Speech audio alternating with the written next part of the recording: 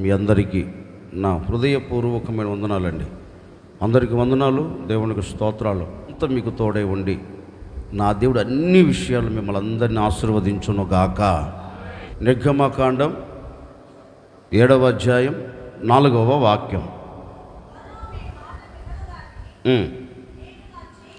నేను నా చెయ్యి ఐగుప్తు మీద వేసి గొప్ప తీర్పుల చేత నా సేనలను ఇశ్రాయేలీయులైన నా ప్రజలను ఐగుప్తు దేశములో నుండి వెలుపలికి రప్పించెదను. నేను నా ప్రజలను వెలుపలికి రప్పించెదను. దేవుని పేరు పెట్టబడిన ఇశ్రాయేలీయులు బంధకాల మధ్యలో లేక చెర మధ్యలో లేక దాసమనే కాడి కింద నలపబడుతున్న రోజులు. ఆ రోజుల్లో దేవుడు మోషేకు ప్రత్యక్షమై మోషేతో ఒక శ్రేష్టమైన మాట చెప్తున్నాడు. చూడు, నా ప్రజలందరినీ, నా పేరు పెట్టబడిన నా జనులను ఈ గొర్రెపిల్ల రక్తముతో నేను విమోచించబోతూ ఉన్న ఈ ప్రజలను ఇక మీదట ఈ చెరలో ఉండకుండా నేను వారి అందరినీ ఏం చేయబోతున్నానంటే వెలుపలికి నేను రప్పించబోతూ ఉన్నాను అని కొన్ని వేల సంవత్సరాల క్రిందట దేవుడు వారితో వాగ్దానం చేశాడు. మనందరితో దేవుడు ఒక వాగ్దానం చేస్తున్నారు. నేను మిమ్మల్ని అందరినీ ఎక్కడికి తీసుకొని రాబోతున్నా? వెలుపలికి. అంటే అంతకుముందు ఎక్కడ ఉన్నారు? మాట్లాడండి. అంతకుముందు ఎక్కడ ఉన్నారు? పట్టబడిన స్థితిలో. అంతకుముందు ఎక్కడ ఉన్నారు? బంధించబడిన స్థితిలో. అంతకుముందు ఎక్కడున్నారు? మెడ మీద కాడి పెట్టబడిన స్థితిలో. అంతకుముందు ఎక్కడ ఉన్నారు? తల ఎత్తుకొని చూడలేని స్థితిలో ఉన్నారు. వారు కాదు, మనము. ఈ 7 మాసాలు మనల్ని ఏదో ఒక చెర పట్టుకొని ఉంది. ఏదో చెరలో మనం నిలిచిపోయాం. ఏదో చెర మధ్యలో మనము పట్టబడి ఈడవబడి కన్నీరు కారుస్తూ వస్తున్నాం. కనుక ఆ రోజు మోషేతో ప్రభు మాట్లాడి వారిని విడిపించినట్లుగా, వారిని రప్పించినట్లుగా, ఒకవేళ మీరు పట్టబడి ఉన్నారో, 7 మాసాలు ఏ చెరలో నిలిచిపోయారో, బయటికి రావాలి అనుకుంటున్నారు, బయట పడాలి అని ఆలోచిస్తున్నారు, బయటికి వచ్చి ఆనందం చూడాలి అని కోరుకుంటున్నారు, కానీ ఆనందం చూడట్లేదు. ఒక మాట మీతో చెప్తాను. ఈ పంజరంలో చిలక ఉంటుందండి. ఉంటుందా లేదా? చూసారా లేదండి? పంజరంలో చిలక ఉంటుంది. ఆ పంజరంలో ఉన్నంత వరకు అది నెమ్మదిగా ఉంటుందా? ఏంటండి, అది ఏమైనా కొంచెం ఆహారం కడుపు నుండి తిని బలంగా పుష్టిగా ఉంటుందా? ఉండదు. ఎందుకని? ఆ చిలకను ఏది పట్టుకుంది? పంజరంలో వేయబడింది.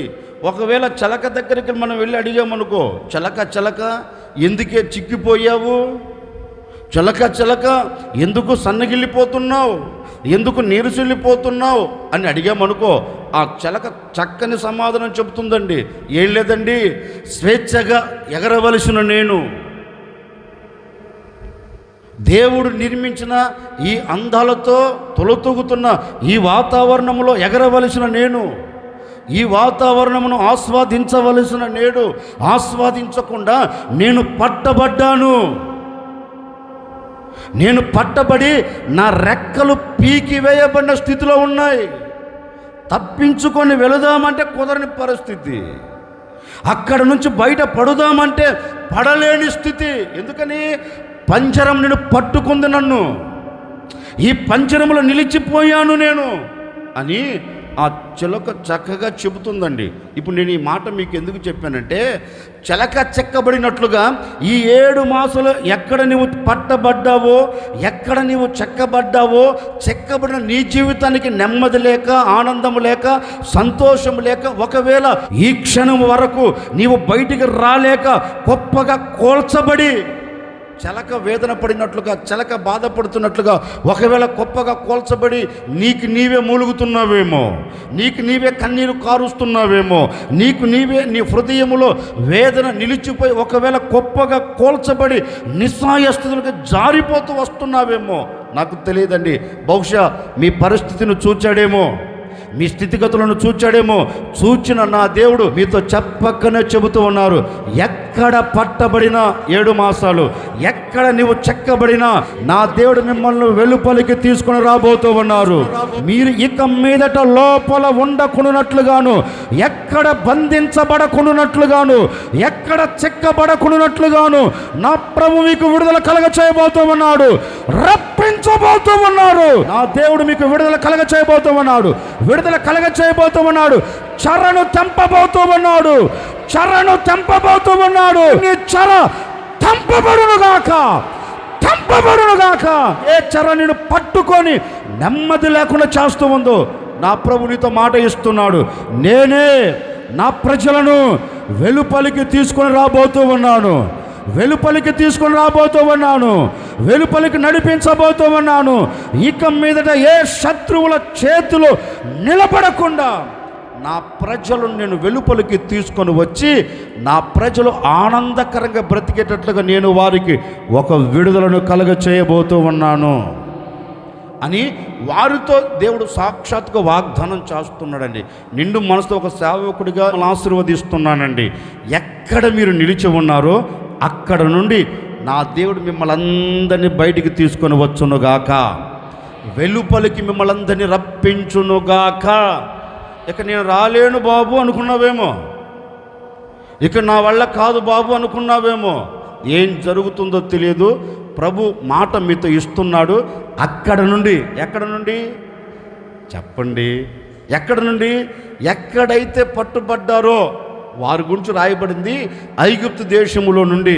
నేననే మాట ఐగుప్తు అనే లోక సంబంధమైన వాటిలో నుండి మీరు బయటికి రాలేక, బయట నిలబడి మనస్ఫూర్తిగా ప్రభును స్తుతించలేక మీరు ఉన్నారేమో. మా దేవుడు మిమ్మల్ని అందరినీ, మీ కుటుంబాలన్నిటినీ, ఒక్కొక్కరిని నా ప్రభు బయటికి రప్పించునుగాక. మన నోటి నిండా ఆయన నవ్వును కలగ చేయబోతూ ఉన్నాడు, మన హృదయం నిండా ఆయన సంతోషాన్ని నింపబోతూ ఉన్నాడు. ఈ స్థలమును విడిచి మీరు వెళుతూ ఉండగా మీ నోటి నిండా నవ్వు కలుగునుగాక, మీ నోటి నిండా ఆనందం కలుగునుగాక. మీరు మనసారా ఆనందపడుతూ సంతోష గానములతో మీరు తిరిగి వెళ్ళెదరుగాక. ఆశ్చర్యకరుడా, మీకు స్తోత్రాలు చెల్లిస్తూ ఉన్నా. మీరెంతైనా సర్వశక్తి కలిగిన దేవుడు, మీరు మమ్మల్ని కాపాడిన కాపుదలను బట్టి మిమ్మల్ని ఈ విధంగా స్తుతించడానికి నీ సన్నిధికి మేము కూడి వచ్చాం. మా బిడ్డలు ఎక్కడ అడుగు పెడుతున్నా అక్కడ జయము చూడాలి. చెరలో నుంచి వెలుపలికి మీరు తీసుకొని రాబోతున్నందుకై మీకు స్తోత్రము తండ్రి. ఎక్కడ చిక్కబడకూడదు. తప్పక మాట ఇచ్చారు కదా, మాటను మీరు నెరవేర్చండి. మృత్యుల భారము క్రింద నుండి ఆ రోజు మా పితరులను విడిపించినట్లుగా ఈ బిడ్డలు ఏ సమస్యలు నిలిచిపోయారో, ఏ సుడిగుండాల మధ్యలో చుట్టబడిపోయారో, విడుదల కలగలేక కన్నీరు కారుస్తూ ఆనందము చూడలేక ఒకవేళ నలపబడుతున్నారేమయ్యా.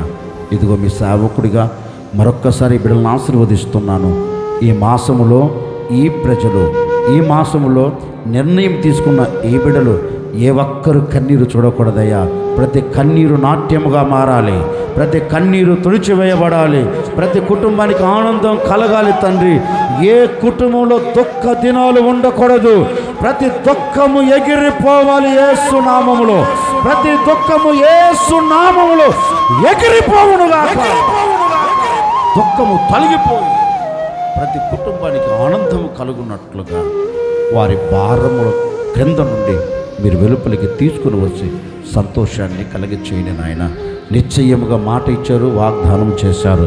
ఈ వాగ్దానం ఈ ప్రజల పట్ల, ఈ సంఘము పట్ల మీరు నెరవేర్చి ఈ మాసమంతా మీరు చేయవలసిన ప్రతి కార్యం ఈ బిడ్డల పట్ల మీరు జరిగించండి.